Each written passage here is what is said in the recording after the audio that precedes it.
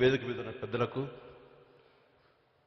విచ్చేసిన ఆహ్వానితులకు ప్రతి ఒక్కరికి నా హృదయపూర్వక నమస్కారాలు. ఈ సందర్భంగా ఒక 6 దశాబ్దాల క్రితం జరిగిన ఒక సంఘటన, ఒక కథ లాంటిది మీకు చెప్పి ప్రారంభిస్తా. అదొక పల్లెటూరు. అప్పుడే కొత్తగా పెళ్ళైన జంట, ఆఫ్ కోర్స్ ఆవిడ గర్భవతి. దాదాపుగా 9 మాసాలు నిండిని, రేపో మాపో డెలివరీ అయ్యే సమయం. రేపొద్దున కనిన తర్వాత మళ్ళీ సినిమా చూసే అవకాశం ఉండదు. తన అభిమాన నటుడి సినిమా రిలీజ్ అయింది. ఆ సినిమా పక్కనున్న టౌన్లో రిలీజ్ అయింది, వెళ్ళి చూడాలి అని తన కోరికని తన భర్తకు చెప్పుకుంది. నా అభిమాన నటుడి సినిమా వచ్చిందండి, వెళ్ళి చూడాలి. ఈ సమయంలో ఎలా వెళ్తావు అని అంటే, తప్పదు వెళ్ళాలి. సరే, ఆల్ రైట్. భార్య ముందు అడిగిన కోరిక కదా, తీర్దామని ఆ యువకుడు సరే అన్నాడు. అయితే అక్కడి నుంచి ఒక 6 కిలోమీటర్లు పక్కన టౌన్కి వెళ్ళాలి. అప్పుడు రవాణా సౌకర్యం, బస్సులు గిస్సులు అలాగేమి లేవు. జట్కా బండిలో వెళ్ళాలి. గతుకుల రోడ్డు. సరే, కూర్చుని కష్టపడి ఆ గతుకుల రోడ్లో వెళుతూ ఆ సినిమాని ముందుగానే ఊహించుకుంటూ చాలా ఆనందంగా వెళుతున్నారు. ఎదురుగా అప్పుడే ఎద్దులు, ఆవులు రోడ్డు మీద మంద వస్తోంది. ఈ గుర్రబండి కొంచెం అటు ఇటు కంగారు పడి పక్కకి వెళ్ళిపోయింది, పక్క గుంట్లో పడింది. ఈ జట్కా బండి, గుర్రబండి కింద పడిపోయింది. దాంట్లో ఉన్న ఆ జంట కూడా కింద పడిపోయారు. ఆ భర్తకి చాలా కంగారు వేసింది.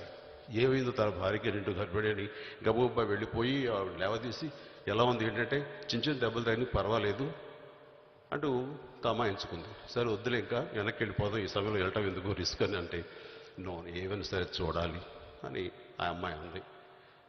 సరే, ఇంకా భార్య అంతగా కోరుకుంటుంది కదా, సరే అని భర్త తప్పనిసరి పరిస్థితిలో వెళ్ళారు. ఆ సినిమా చూశారు. ఆవిడ ఎంతో ఆనందించింది.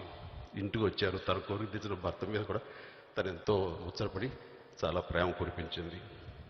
ఈ కథలో ఆ గర్భిణీ స్త్రీ మా అమ్మ అంజనాదేవి.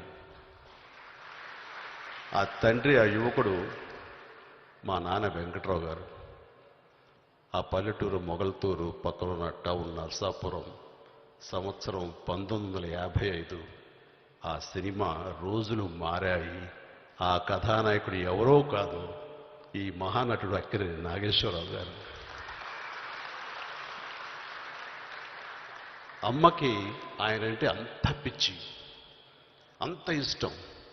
ఆయన సినిమాలు ఏది మానకుండా వరుసపెట్టి చూస్తుంది. ఇంతకీ ఆ కడుపులో ఉన్నది ఎవరో చెప్పాను కదా, నేనే. అది నన్ను మర్చిపోయాను. సో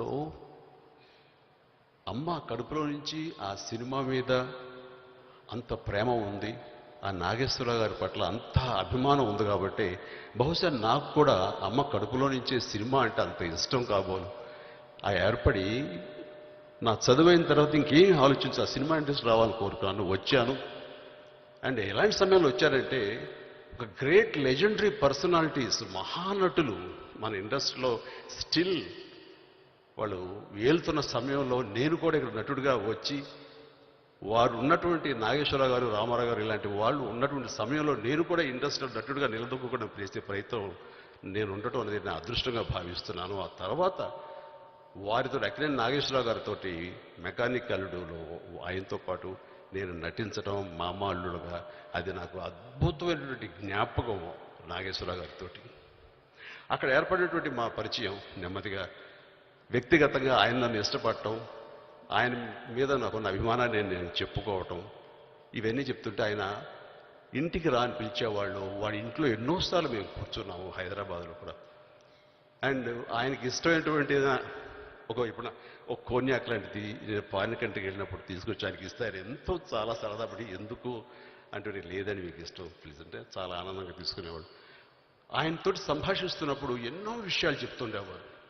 ఆయన ఈ సినిమా ఇండస్ట్రీలో మంచి చెడు ఎవరి పట్ల ఎలా ఉండాలి అండ్ ఈ ప్రొడ్యూసర్స్ పట్ల మన ధర్మం ఏంటి, మన బాధ్యత ఏంటి అంటూ ఆయన చెప్పిన విషయాలు ఈ రోజున నేను ఈ రకంగా క్రమశిక్షణతో ఉండటానికి నాకు దోహదపడింది. ఆ రకంగా ఆయన నాకు గురుతుల్యులు అని చెప్పగలను.